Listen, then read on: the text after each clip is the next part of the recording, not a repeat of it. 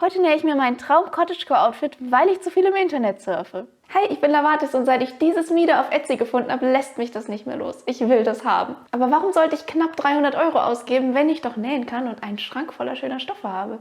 Ich habe mir dieses Schnittmuster gekauft von Luneth. Entschuldigung. Die Schnittteile sind inklusive Nahtzugabe, aber ich will mein Mieder später mit Schrägband einfassen, deshalb muss die Nahtzugabe weg. Außerdem soll mein Mieder vorne spitz zulaufen, darum zeichne ich die Linie einfach mal nach Gefühl und wir schauen mal, was passiert. Hier ist mein Teststück. An der Brust muss ich es noch anpassen, aber ansonsten gefällt es mir sehr gut. So, jetzt sitzt es richtig, also lasst uns schöne Stoffe aus meinem Vorrat aussuchen. Ich habe einen ganz bestimmten Stoff im Kopf, nämlich diesen Rest von meinem Erika-Cosplay. Ich liebe dieses Muster. Und das hier wird das Futter, auch ein Erika-Rest.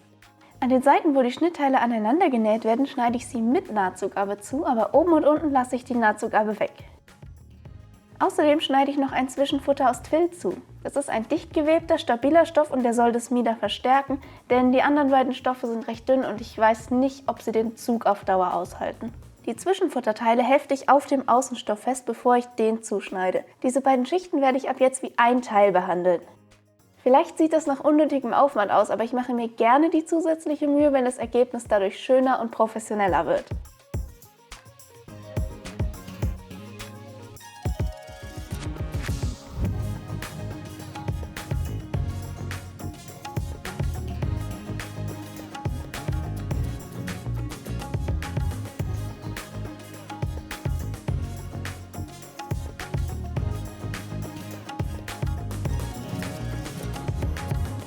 Außenseite und Futter sind jetzt zusammengesetzt und gebügelt. Gerade bei Corsagen und Co. ist es sehr wichtig, die ordentlich zu bügeln, damit du schöne, ordentliche Kanten kriegst und es dann professionell aussieht. Jetzt geht es darum, die zwei Schichten zu verbinden und das ist der Schritt, ab dem ich mich nicht mehr an die Anleitung halten werde. Das Schnittmuster sieht vor, die Teile rechts auf rechts zu legen und dann die Ober- und Unterkante zu nähen und dann alles zu wenden. Aber ich will nicht den gewendeten Look, ich möchte Schrägband oben und unten haben. Deshalb habe ich hier schon mal die Seiten, die späteren Vorderkanten zusammengenäht. Tada! Und jetzt kann ich das so wenden. Wenn ich mir den oberen Rand so anschaue, frage ich mich, ob ich das noch bereuen werde mit dem Schrägband. Als nächstes werde ich entlang der Teilungsnähte die Tunnel für die Stäbchen nähen. Damit das exakt wird, hefte ich die Nähte aufeinander. Dabei achte ich darauf, dass ich auf beiden Seiten genau in die Naht einsteche und aus der Naht wieder genau rauskomme.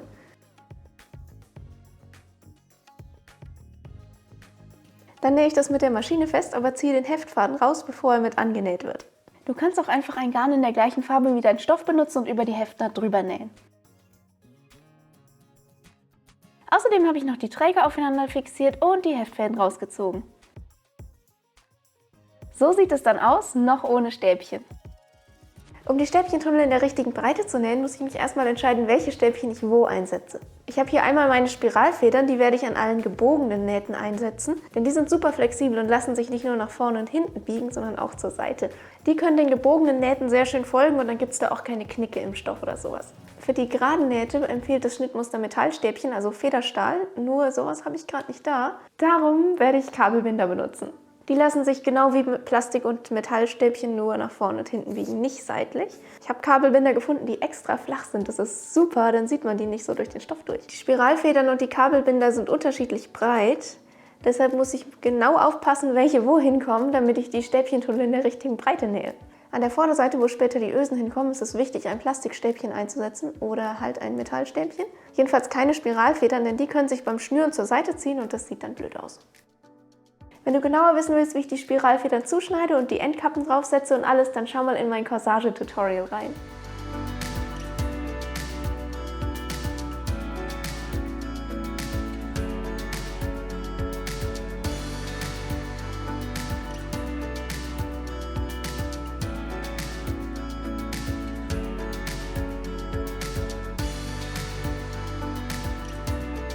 Und wir haben ein Mieder mit Stäbchen, yay!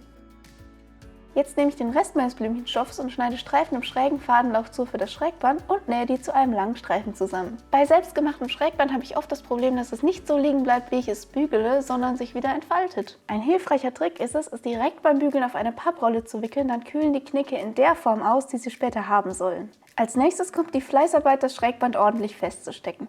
Das Schwierigste sind die engen Kurven an den Trägern und hier ist mein Tipp dafür.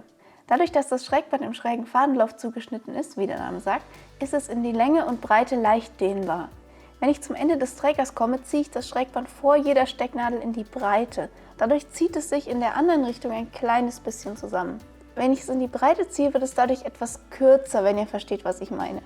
Denn hier, wo ich nähen werde, ist es ja eine kürzere Strecke, ein kürzerer Kreislinienumfang als an der Außenkante, wenn wir uns das Ende des Trägers als Halbkreis vorstellen. Ich versuche den Stoff hier gestaucht anzunähen, denn beim Umschlagen um die Kante herum muss er sich ja in die andere Richtung dehnen. Und so kommt er faltenfrei um die Kurve herum, obwohl die Außenkante länger ist als die Naht hier. Und ab hier kann ich wieder normal geradeaus stecken. An den nach innen geschwungenen Kurven mache ich es übrigens genau andersrum. Da ziehe ich das Schrägband beim Stecken ganz leicht in die Länge. Tipp: Nähe bei Minern und Corsagen das Schrägband mit dem Reißverschlussfuß fest. So kannst du ganz nah an den Stäbchen vorbeinähen, ohne versehentlich drüber zu nähen. Die andere Seite des Schrägbands kannst du auch mit der Maschine festnähen, aber ich habe mich entschieden, es von Hand anzunähen. Aber das ist langweilig und das will niemand sehen, also hier ist das fertige Stück. Ich habe noch genug Ösen in meinem Vorrat, um 8 Stück auf jeder Seite einzusetzen. Für die Träger brauche ich 4 und ich habe sogar noch 2 übrig, falls irgendwas schief geht. Nachdem ich die Abstände genau markiert habe, benutze ich Stricknadeln und Pinsel, um Löcher in den Stoff zu bohren. Ich will hier die Fasern nur auseinanderschieben und nicht zerschneiden. So behält der Stoff seine Stabilität und die Ösen halten mehr Zug aus. Wenn du die Löcher mit einer Lochzange oder ähnlichem machst, kann es dir passieren, dass die Ösen irgendwann ausreißen. Eigentlich benutzt man eine Ahle, um im Stoff zu bohren, aber ich habe keine. Dinge, die ich dringend brauche, aber zu faul bin, mir zu kaufen, weil ich auch ohne klarkomme. Eine Ahle, einen Rollsaumfuß und ein Bügelbrett. Was ich euch aber auf jeden Fall empfehle zu kaufen, ist so eine Zange, um die Ösen einzusetzen. Diese mitgelieferten Teile funktionieren, aber man spart sich so viel Zeit und Nerven mit der Zange und deshalb ist die meiner Meinung nach jeden Cent wert. Tada! So schnell geht es und ich habe nicht hämmern müssen. Ich sollte vielleicht gestehen, dass ich diese Zange auch nicht gekauft habe, sondern von meiner Mutter ausgeliehen und bisher immer vergessen habe, sie zurückzugeben. Hallo Mama, wenn du gerade zuschaust. Als letztes fehlt noch das Teil, das vorne unter die Schnüre geschoben wird. Ich kenne den deutschen Fachbegriff leider nicht. Aber es geht ganz schnell und einfach. Die Stoffschichten zusammennähen, wenden, Stäbchen einsetzen, Schrägband annähen und fertig. Damit ist mein Mieder fertig. Es ist so schön geworden, aber ich werde es euch erst am Ende angezogen zeigen, denn ich möchte ja noch ein Oberteil nähen für den Look. Und das mache ich nach diesem Tutorial von How to Slay Omas Kleiderschrank. Ich liebe diesen Kanalnamen. Und ich habe auch schon ein Teststück genäht. Ja, das ist ein Teststück, extra aus der schönen Bettwäsche. Ich habe mir noch nie so viel Mühe mit einem Teststück gegeben, aber ich dachte, wenn das schön wird, dann werde ich es auch im Alltag anziehen. Und es ist super süß geworden, aber ich sage euch eins, ich bin froh, dass ich das Teststück genäht habe. Es ist leider viel zu klein. Ich meine, mit der Länge habe ich kein Problem, aber dieses Teil, was über die Brust geht, ist einfach viel zu kurz.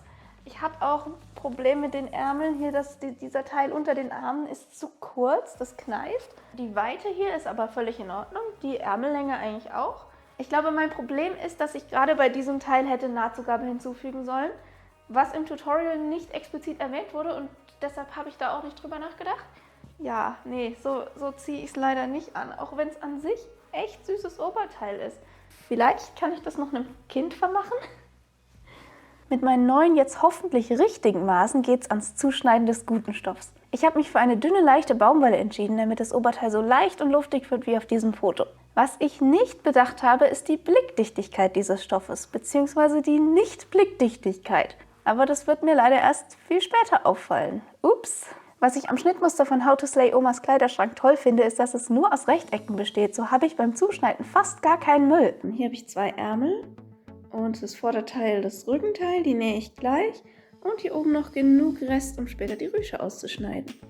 Ich werde hier jetzt nicht jeden einzelnen Schritt erklären, weil es nicht mein Schnittmuster ist. Wenn ihr das Oberteil nachnähen wollt, schaut euch das Original-Tutorial an. Ich verlinke es in der Beschreibung. Ich möchte euch aber den Trick für die Gummitunnel zeigen, den ich selbst noch nicht kannte und der so genial ist. Und zwar könnt ihr eine Postkarte als Signal beim Bügeln benutzen. Dann nähen wir eine Riesenbiese, die breiter ist als das Gummiband, das wir einziehen wollen. Die Riesenbiese wird flach gebügelt, abgesteppt und schon haben wir einen Tunnel, der perfekt gerade und parallel zum Saum ist. Wow! Die Ärmel einzusetzen war für mich der kniffligste Schritt wegen dieser innenliegenden Ecke. Wenn das Messer in der Mitte angekommen ist, muss man den Stoff nach vorne ziehen, sodass die Overlock weiter geradeaus an der Kante entlang schneiden kann. Gleichzeitig muss man aber aufpassen, dass man bei so viel zusammengeballtem Stoff keine Falten reinnäht. Aber schaut euch bitte an, wie perfekt die Nähte hier aufeinander treffen und ich habe keine einzige Falte reingenäht. Ich bin stolz auf mich. Und das Oberteil nimmt Gestalt an. Juhu! Beim unteren Teil habe ich schon den Saum genäht und noch einen Gummitunnel mit der gleichen Methode wie bei den Ärmeln. Und die zwei Teile nähe ich jetzt mit einer französischen Naht zusammen. Also erst links auf links und dann nochmal rechts auf rechts, wobei die Stoffkanten eingefasst werden. Und das gibt mir wieder eine Riesenbiese, mit der ich einen weiteren Gummitunnel nähen kann. Jetzt fehlt nur noch die Rüsche und die soll nach oben stehen, wie bei meinem Inspirationsfoto. Außerdem will ich mit der Rüsche die Stoffkante einfassen. Ich habe meine Rüsche schon zu einem Ring zusammengenäht und jetzt bügele ich zuerst beide Kanten um. Danach falte ich die Rüsche in der Mitte. So sieht es dann aus und jetzt kann ich das so an der Oberkante des Oberteils feststecken, dass alle Stoffkanten innen liegen und versteckt sind. Beim Festnähen muss ich natürlich daran denken, eine Öffnung zu lassen, um das Gummiband einzuziehen. Noch eine parallele Naht und fertig ist der Gummitunnel. Die Länge des Gummibandes messe ich einfach so und dann ziehe ich es ein mit Hilfe von 2 Sicherheitsnadeln. Dann hatte ich Schwierigkeiten, die Enden des Gummibands zusammenzunähen. Längs hat es besser funktioniert als quer, aber es ist nicht schön geworden, also lasst uns das schnell für immer verstecken. Es passt! Und es sieht genauso aus wie auf dem Referenzbild. Der Stoff ist nur leider durchsichtiger als ich dachte, deshalb seht ihr das jetzt nur mit Top drunter. Ursprünglich wollte ich noch ein drittes Gummiband einziehen auf Höhe meiner Taille, so. Aber ich denke, ich lasse das so, mir gefällt das richtig gut. Und so kann ich es vor allem auch noch runterziehen, dass dieses Gummiband auf meiner Taille ist. Und dann habe ich nochmal einen leicht anderen Look, was auch richtig cool aussieht. Könnte das auftrennen, aber ich glaube, ich lasse es einfach. Mich stört der Streifen nicht. Ja, und damit bin ich fertig und zeige euch jetzt mein komplettes Outfit.